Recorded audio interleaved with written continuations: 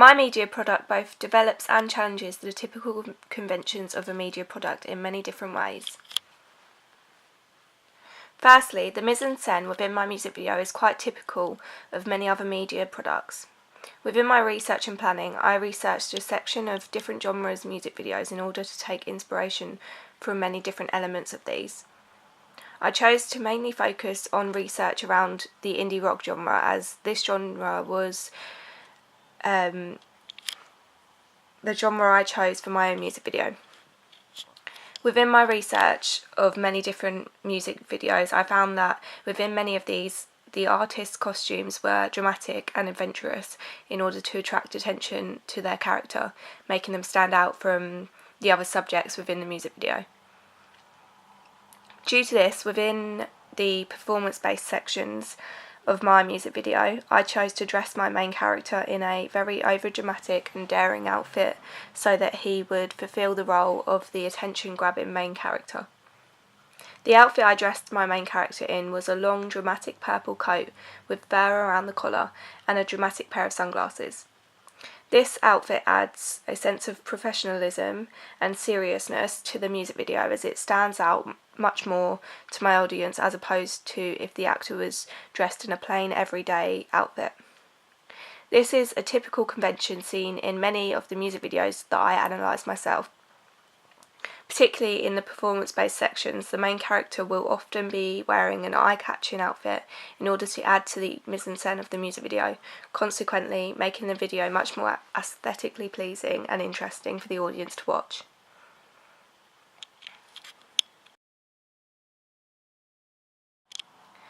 Within the narrative-based sections of my media product, I dressed the two individuals in very casual costume, which linked to the style of the artists from the indie genre. I researched the style of bands like the Foo Fighters and the Arctic Monkeys and the 1975, and closely analysed their change in clothing from the performance-based sections of a music video compared to a narrative-based section of their music video. Within the 1975's Robbers music video, the band are all dressed very casually in jeans and shirts. As this whole media product is a narrative-based music video, I took inspiration from the outfits in this music video, and I tried to include similar outfits and styles within my own media product. The female within my music video has very dramatic makeup on, which is an element to costume, which is significantly seen within a lot of pop and R&B music videos in order to make the female more attractive and dramatic looking. In this sense, I have challenged the conventions of real media products, as within the indie rock genre it is typical for females to appear quite natural and as though they have been putting in minimal effort into their outfits, which therefore links to the idea of the indie genre and a naturalistic theme, which is often linked to this particular genre of music. I decided to challenge the conventions of the female's dramatic makeup within my media product, as it makes her appearance much more dramatic and slightly more sinister, which links to the idea of my entire music video. The actors within my media product also have a change of costume within different scenes in order to portray a change of time or day. Doing so develops on the common conventions of the media products that I have researched from all different genres. For this second part of my music video, which is planned out to be a different day as it is filmed in a different location, my main actor was dressed in a casual yet grungy outfit. I asked the actor to wear a different dark outfit featuring mainly black and big boots. After my research on indie rock bands, I found that this outfit is the typical kind of outfit that many indie rock artists would dress in. Therefore, I ensured that I was developing on the typical conventions for my genre. Within many music videos, a change of costume runs throughout in order to improve the aesthetics of the music video, therefore making it more interesting and attractive on the audience's eye, and therefore improving the success of the media product overall. After researching, I noticed that mainly pop music videos feature the highest amount of outfit change, although all genres do include this convention in order to keep the visuals interesting throughout the music videos.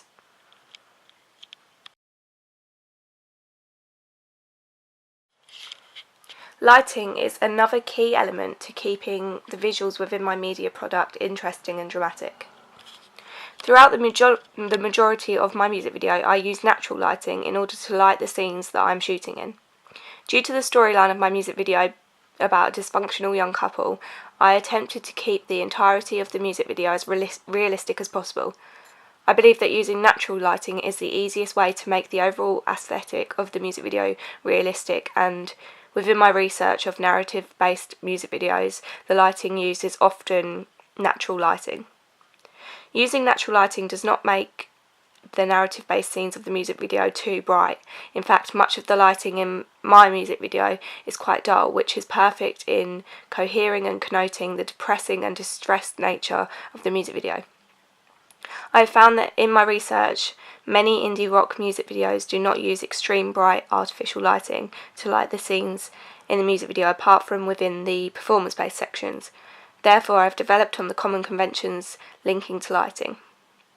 Due to the aura of indie rock music, using artificial bright lighting throughout the music video would not cohere very well with the common conventions of the genre, and would not fit well with the style of music and the typical storylines apparent in the indie rock music videos. Within my performance-based scenes, where the main singer within my music video is singing and performing the song, I use some forms of artificial lighting in order to add excitement and interest to these scenes. Within my research, I found that in many iconic music videos, the performance-based element of the music video is often lit with artificial high-key lighting, or there is use of lighting such as disco lights or strobe lights in order to make a plain scene much more aesthetically pleasing to audiences. I wanted the attention within my media product to be based purely around the artist singing. Therefore, I shot the performance-based sections of the music video against a clear background. Although I wanted the attention to be on the individual singing, I did want to add the excitement-based factor to the music video and keep the performance-based sections just as interesting as the narrative-based sections. In order to do so, I used different forms of lighting, such as artificial lighting. These forms of lighting were not used for the obvious purpose of actually lighting the scene, but instead I used these kind of lightings in order to add an artistic feel to the music video, making it much more interesting for the audiences to watch, and adding to the alternative theme which runs throughout the indie rock media products.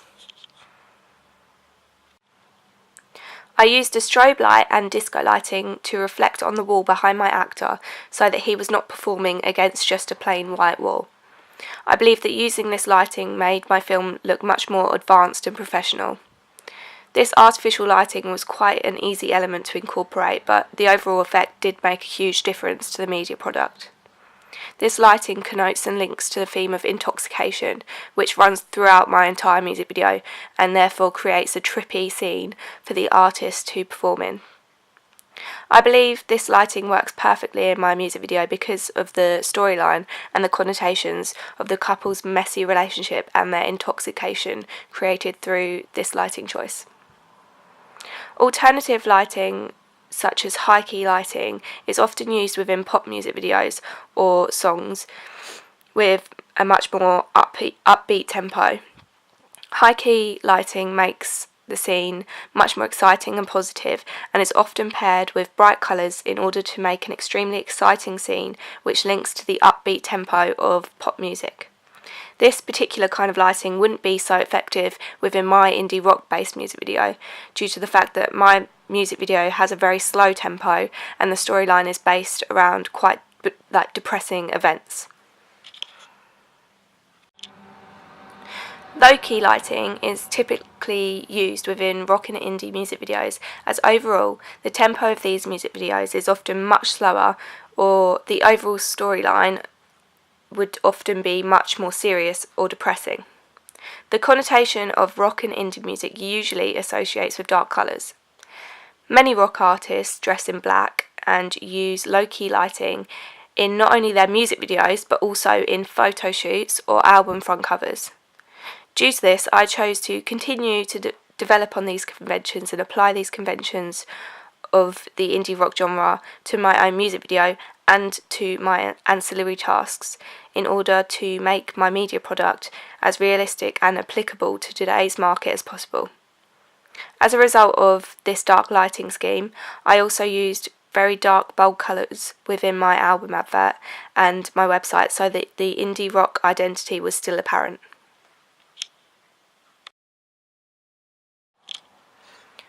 I used a particularly rural setting throughout the entirety of my media product due to the storyline that I am trying to achieve.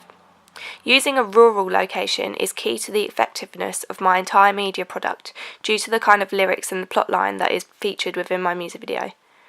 For the music video to be realistic, I need to ensure that there are rural locations which are likely for drinkers to be in the day. The first kind of setting to come to mind was a mixture of rundown country locations. My first location is Headingham Dairy. This is a well-known area with lots of graffiti and debris, smashed glass and empty bottles of alcohol left in the area.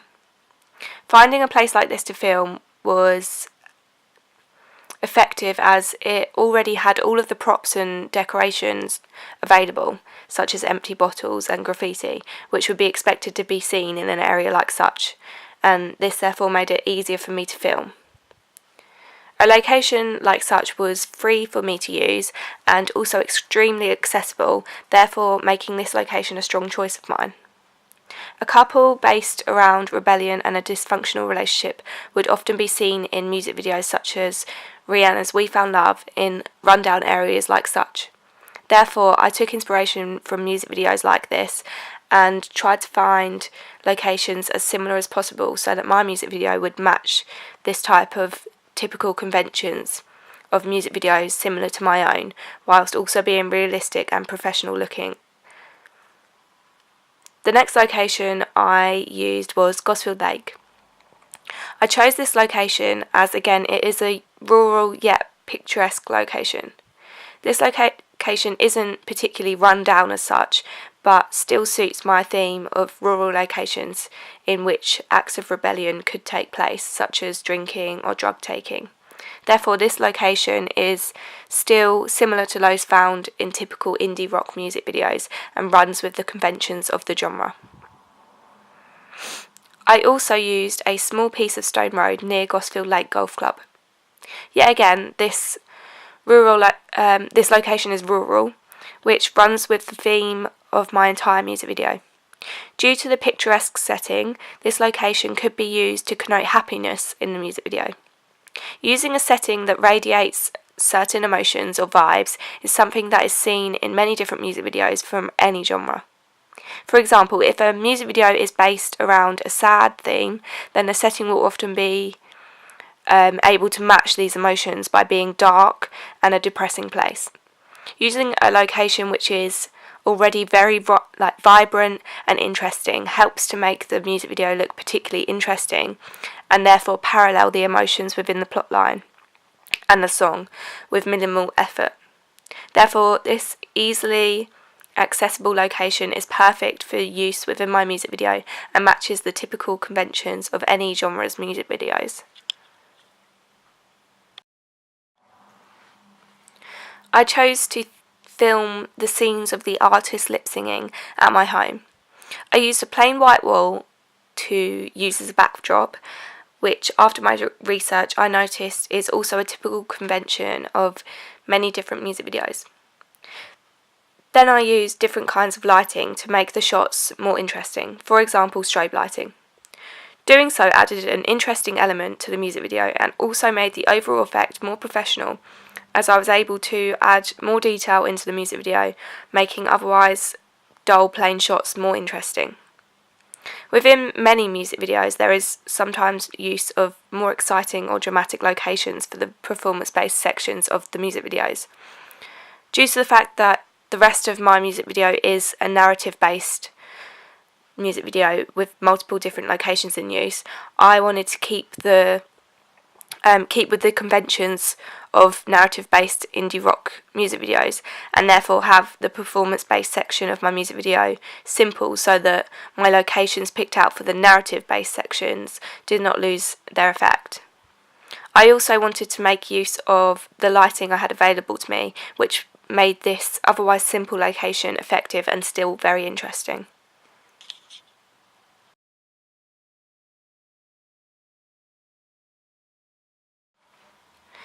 I used a range of different props throughout my media product in order to make the music video as realistic as possible. I took inspiration from music videos such as the 1975's Robbers and Rihanna's We Found Love. These music videos are both based around the idea of alcoholism and drug use. Therefore, they featured as perfect examples of the kind of props I should have been using within my own music video so that it remained realistic and professional. In order to do so, I used a few simple props such as empty whiskey bottles filled with apple juice to appear as whiskey. These simple yet effective props added a lot of dramatic effect to my music video, as it made the plot line appear much more realistic and therefore made the overall aesthetics of the music video much more pleasing. I also used a couple of pain relief tablets in order to replicate the appearance of drugs. Using these props helped my music video to run with the typical conventions of the indie genre, as many indie rock music songs and videos base around the idea of narcotics. Therefore, using props which replicate these things within my own media product kept my media product in development with the typical conventions of the indie rock genre.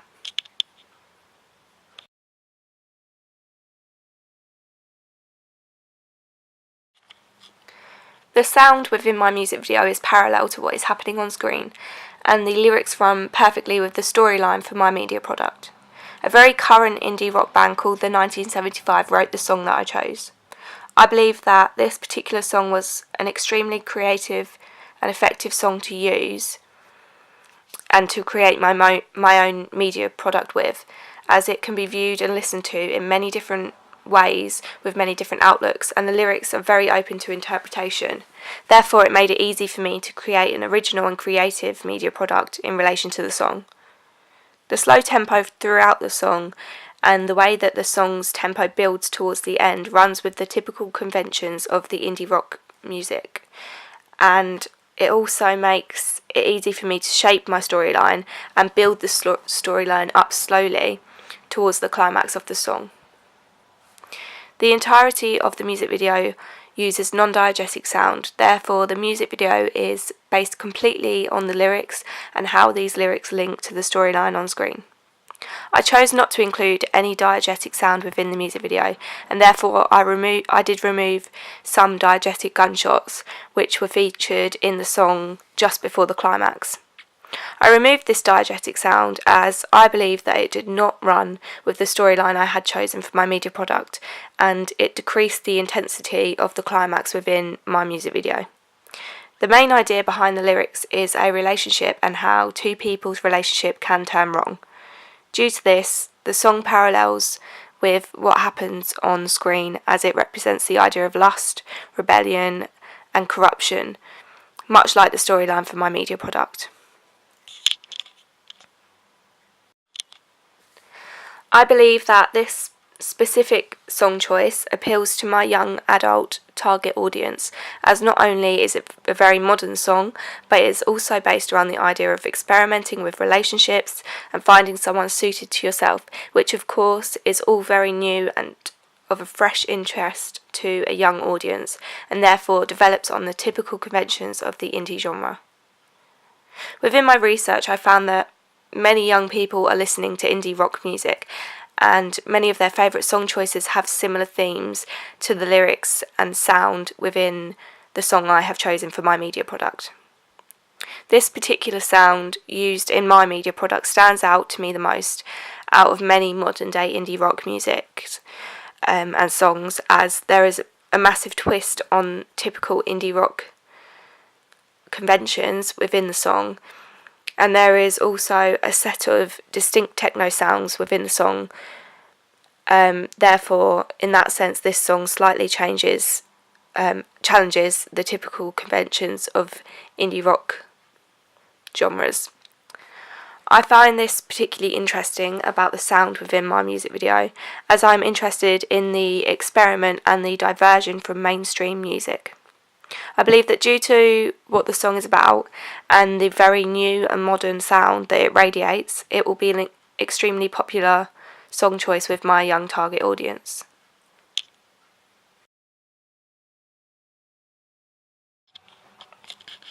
The editing within my media product is typical of the conventions within my chosen genre.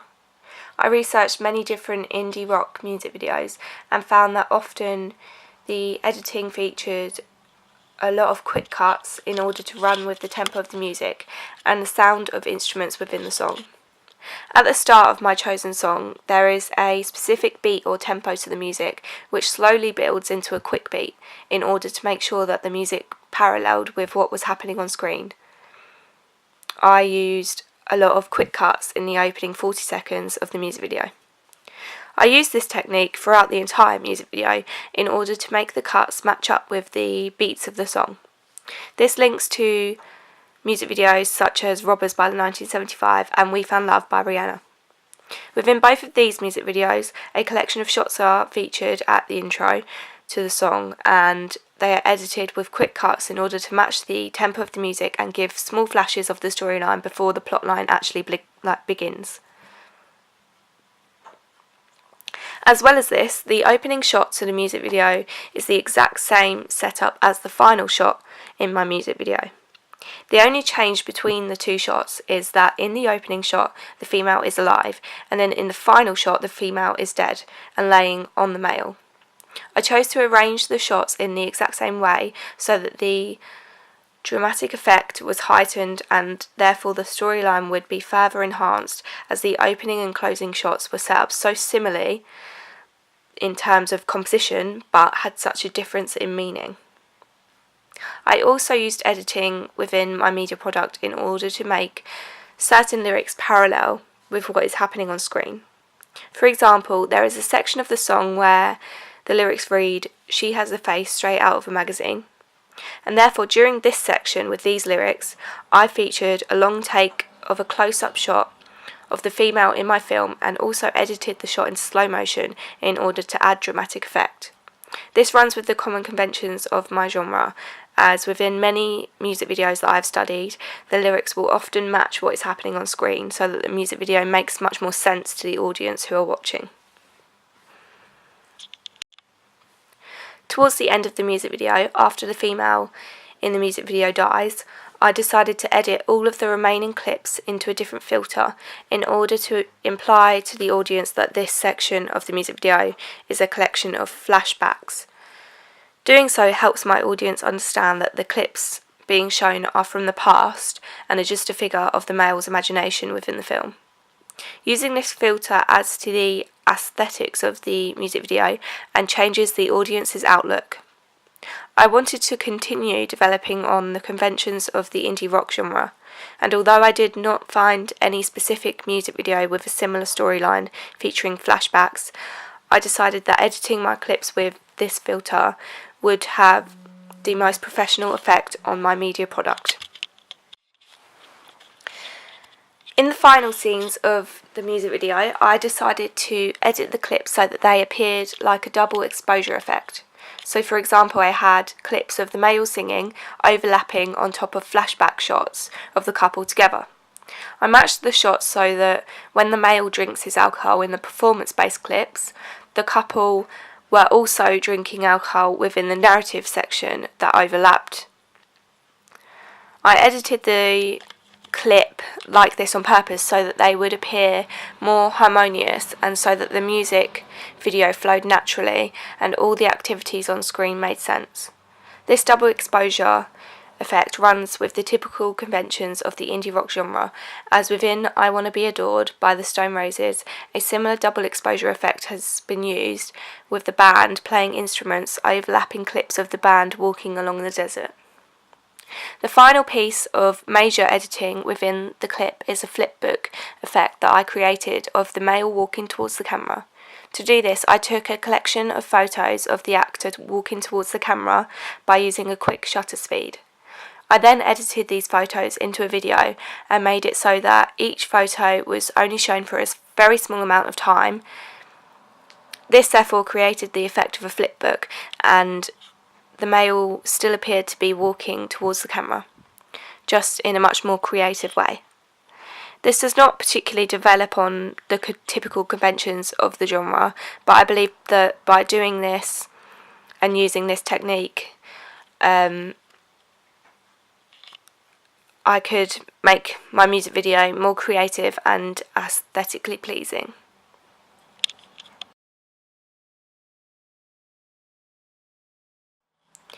The camera work within my media product runs with the typical conventions of the indie rock genre. I used quite simple camera work within my piece in order to exaggerate and focus the storyline of the music video, which is seen in some of the indie rock music videos I've studied. For example, within the 1975's Robbers music video, the camera work used is quite simple, and therefore there is much more emphasis on the plot line to the music video. The majority of shots within my media product are close-ups, as I wanted to use this kind of shot in order to reflect the emotion within the storyline through the characters' facial expressions. This is a technique which is used in many different music videos, but my main inspiration was the music video for Born to Die by Lana Del Rey, as a lot of close-ups within that music video are used to reflect the depressing nature of the media product. A lot of these close-up shots within my own media product feature the characters smoking and drinking. Using close-ups to capture this activity enhances the narcotics within the clip and adds to the idea of a dysfunctional alcohol and drug dependent relationship. There is a particular pair of shots of the female in the music video. The female is featured standing alone, and the first of these shots is an extreme close-up of her face. This long take extreme close-up shot adds drama to the media product, as it effectively captures the female's lack of facial expression, which translates the emotion that she is feeling within the plotline onto the screen. The second shot following is again one of the female standing alone, but this time she is drinking from a bottle of alcohol. I moved the camera in time to the actor's movement of drinking in a wavy way, in order to make the audience feel the intoxication that the female feels within the plotline. Like previously mentioned, I used these close-up shots in order to develop on the camera work within the Born to Die music video by Lana Del Rey. I also used close-up shots of a collection of pills made to look like drugs in the female actor's hand. This close-up shot is used so that the drugs in the shot are enhanced, and therefore the audience will begin to have an idea of what is being foreshadowed about the plotline, and therefore they will begin to understand the fate of the young girl and how she ended up passing away. Following a close-up shot of the female taking the pills is a long shot of the camera facing the sky and spinning. In order to do this, I placed the camera lens upwards on a roundabout and span the roundabout. I used this shot right after the female is seen taking the pills in order to try and replicate the kind of trippy feeling that the female would experience within the plotline, therefore helping to make sense of the plotline to my audience, and therefore developing on the typical conventions of the indie rock genre, as I aspire to make the media product make as much sense as possible. Within the performance-based sections of the music video, I chose to not use any particular setup of camera shots. Rather, I just filmed the clip continuously and moved the camera closer and further away from the subject when I thought necessary. Filming all of my shots in this way helped me to decide when I should be using a close-up shot and when I should be using long shots. In the more dramatic built-up sections of the song, I generally use close-ups of the actor singing, as it added to the performance-based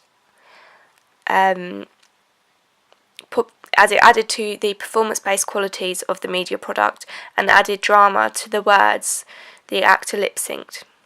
This developed on the typical conventions of many indie rock music videos. Within indie rock music videos that lack instruments, the performance-based sections are often quite simplistic. For example, within The Sound by the 1975, a lot of the shots used are simplistic, and therefore there is much more drama added to the way that the band are performing the song and their movement.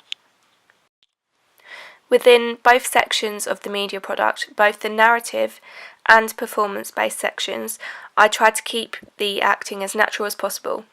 To capture the camera work in both sections, I often left the camera filming for long periods of time and captured particular shots all in one clip of filming. Doing so helped me to make the acting look as natural as possible, as a lot of the good footage which I used in my film happened by coincidence and was not particularly planned out. I found that when I was editing the camera work, it was much easier to place shots together due to the way that I filmed in a continuous way, and I also found that many of the shots looked much more realistic and more involved in the storyline due to the way that I had just left the camera running throughout a lot of the filming process.